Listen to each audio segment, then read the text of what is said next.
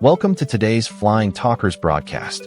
Today it's all about Customs and Border Protection center stage in Atlanta this week, as Kali Info Solutions Vice President Donna Mullins emceed a packed house at Atlanta U.S. Customs Border Protection, CBP, and partner government agency, PGA Port Day, May 20th, hosted by the Atlanta International Forwarders and Brokers Association, AIFBA. Before we get going with our must-to-listen encounter and what you need to know with USA CBP in 2026, here is word up from our sponsor making today's episode possible, the good folks at PayCargo. If you're looking at 2026 and thinking, all right, it's time to level up, then you already know the back office matters.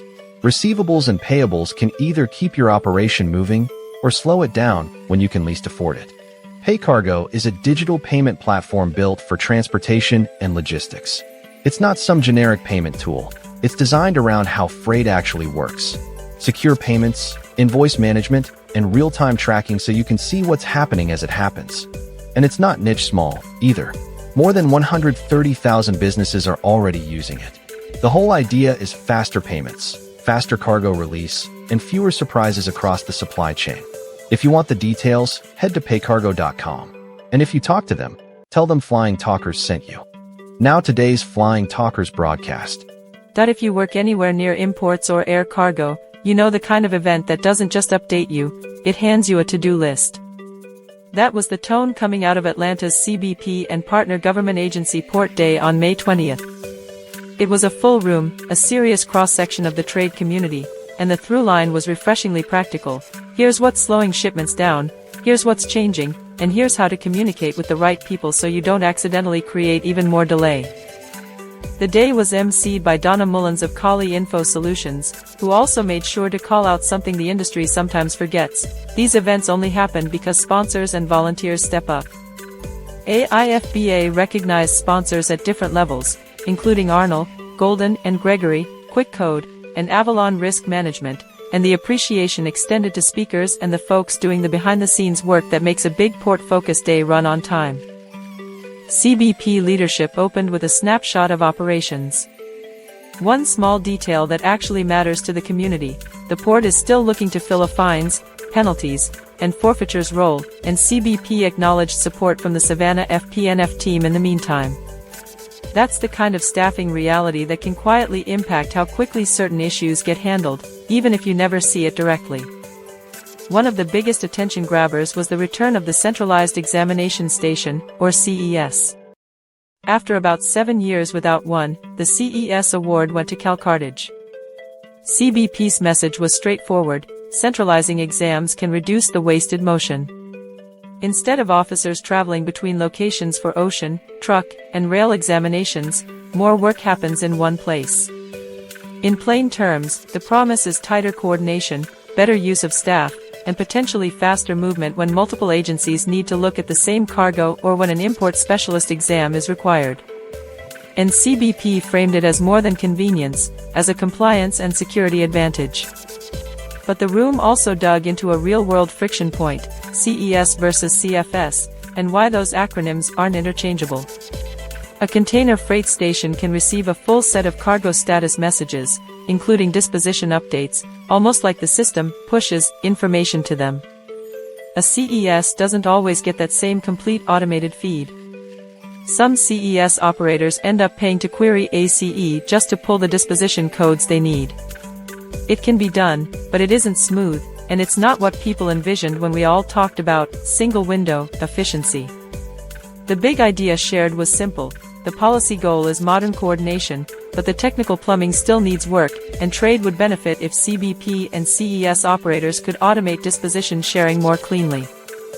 From there, the event pivoted into fundamentals, and honestly, that was a theme all day: the basics are still what make or break you.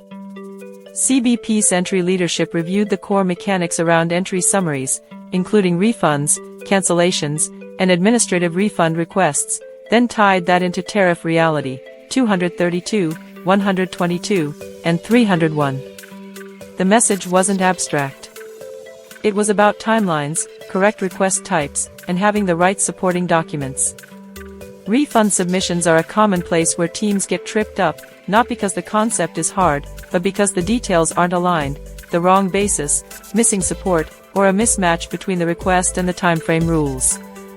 And 232, in particular, was treated as something companies should plan around as baseline, not a temporary annoyance that's going to disappear any day now.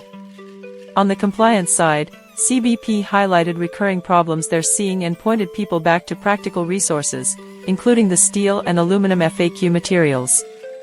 It was a quiet reminder that CBP's informed compliance tools are actually useful, but a lot of teams only go looking for them when they're already under pressure. Another nuts and bolts topic that came up, unmanifested shipments. The point was clear. If you follow the proper process, cargo moves. If you start improvising, you can turn one problem into three, and the timeline only stretches further. That's the kind of lesson a port learns the hard way, and CBP was basically giving the room the shortcut: do it correctly the first time. Then came one of the day's most memorable comparisons. With tariffs changing, processes shifting, and disruptions stacking up, multiple speakers landed on the same idea: treat trade compliance like a team sport. Don't lose the ball while you're staring at the scoreboard. In other words, you can't let the noise distract you from the fundamentals that keep cargo moving. On cargo release specifically, CBP walked through common issues that slow things down: manifest discrepancies, misdeliveries, and cargo release cancellations in ACE. Those sound like paperwork problems until you remember they're also security issues, and that's why they get attention. There was also very direct guidance on how to correct discrepancies properly, what rules apply, and the fact that penalties can come into play. Another practical expectation-setting moment: if there's a hold, it's normal that officers may need around 72 hours before you start pushing for release updates. And if CBP requests documents, they'll use DAS.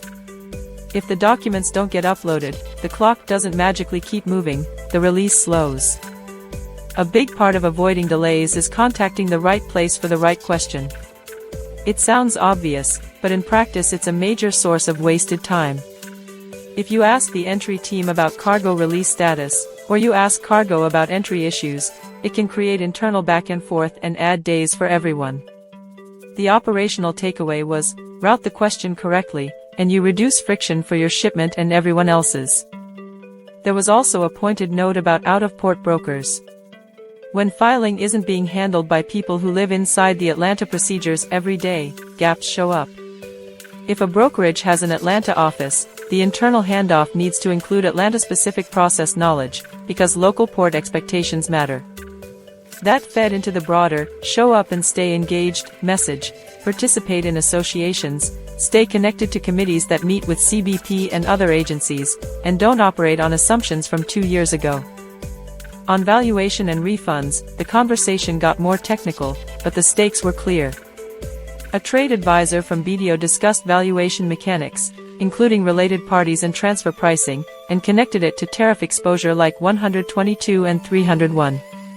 The underlying point was that valuation strategy and tariff realities are tied together, whether you like it or not. He also touched on IEEPA-related refund discussions and emphasized that the simple math inside entries can either protect a company or haunt it later. First sale came up as well, not as a buzzword, but as a reminder that structuring and documentation matter when tariff costs are on the line. Legal perspectives followed, including a discussion of enforcement and what may be next for metals. One issue raised was a CBP base metal memo and the controversy around how base metal amounts might be determined for 232 duties. The practical warning here was: don't assume today's interpretation is the final answer. This is an area where litigation and higher court review could change the landscape. They also reviewed factors like chief weight, exclusions, newly covered products, and then delivered a crowd pleaser: beer being removed from 232 duty calculations. In a room full of trade professionals, it was one of those rare moments where you could feel the collective relief. Security updates were also on the agenda. TSA covered bonded shipments and known shipper requirements, especially where ocean cargo comes in and then moves inbound through the U.S. by air. Some operational specifics fall under sensitive security information and live inside regulated security programs, but the big takeaway was not mysterious: known shipper processes are required by regulation. They're not optional, and TSA intends to keep the program in place while trying to make it more efficient and more secure at the same time. Anti-dumping and countervailing duties got their own back to basics session too, and if you've ever dealt with ADD/CVD, you know how quickly basic becomes expensive.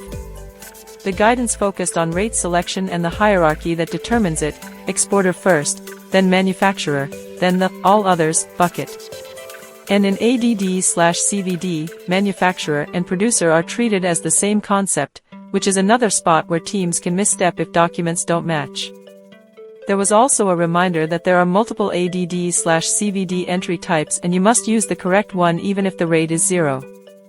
Timing details matter as well, including understanding business days versus calendar days and the fact that liquidation has to occur before a protest is filed, with certain dates being especially critical in the life cycle of a case. The local airport perspective was a useful reality check for anyone who thinks congestion is just someone else's problem. Atlanta's air cargo truck pass process was discussed as a response to heavy traffic issues, and it depends on accurate information when drivers show up at the marshalling yard. If drivers claim they have appointments when they don't, or they arrive at handlers without a valid slot, it creates a chain reaction. A core challenge is that truck pass still isn't fully digitally integrated with every handler's appointment system, so confusion can pop up at terminals, even down to dock door assignments. The direction of travel is clear: more automation and better community integration to move trucks through faster and with less guesswork. Technology got its spotlight with a segment on AI in customs compliance. The framing was helpful. AI can deliver real value, like faster visibility into tariff changes, product code risk, PGA applicability, and potential ADD/CVD exposure. It can also help compliance teams find missed 301 duties or Chapter 98 and 99 tariff scenarios during audits, based on product specifications and patterns learned from prior data. But the caution was just as strong as the optimism: AI is only as good as the question you ask. A vague prompt can generate a confident answer that's dangerously incomplete. In compliance, confident and wrong is often worse than not sure. The practical rule is simple: use AI to accelerate analysis, but keep humans in the loop for judgment, documentation, and final decisions. FDA also brought the crowd back to fundamentals, especially around communication and avoidable delays. One clear example: prior notice should be sent before arrival, not after. FDA also reminded attendees that their scope goes beyond what many people assume, and businesses need to confirm whether products fall under FDA requirements. Another critical operational note: FDA communications happen in ITACs, not ACE. DIS uploads in ACE are for CBP and the ACE-connected PGAs, but if FDA asks for documents, those documents belong in ITACs. Sending information to the wrong system doesn't just create confusion, it can create real delays while teams reroute requests internally. To close the day, the focus shifted from compliance mechanics to business survival, risk management. The message was that brokers and trade businesses often think about bonds first, but protection needs to be wider than that. The discussion covered insurance categories that can be overlooked, including errors and omissions coverage, regulatory-related coverage that can help with penalty situations even though it won't pay the fine itself, trade credit insurance to protect receivables, and cyber liability coverage. On cyber risk, the tone was blunt: it's not optional anymore. And a modern threat was highlighted too: shadow AI, when employees use unapproved tools on company devices. It can feel harmless, but it can create serious exposure, from data leakage to operational shutdowns. Stepping back, that was the heartbeat of Atlanta Port Day: do the fundamentals well, communicate with the right office in the right system, treat compliance and security as shared responsibilities, and stay engaged with the community so you're not operating on outdated assumptions. And a final note that stood out beyond the technical content: Donna Mullins wasn't just present as an industry leader. She embodies the idea that keeping up means showing up, and that service matters too. For years, on the fourth Monday of the month when she's in town, she's been out in Atlanta helping feed hungry and homeless neighbors. In a business built on movement, paperwork, and deadlines, Dawn by example reminds all that it is still people that are the point. That's our program for today. Thanks for listening, and the same to all the fine people that talk to us. And for your time this time, until next time. Jeffrey here, saying keep them flying air cargo. And good night, Joe, wherever you are.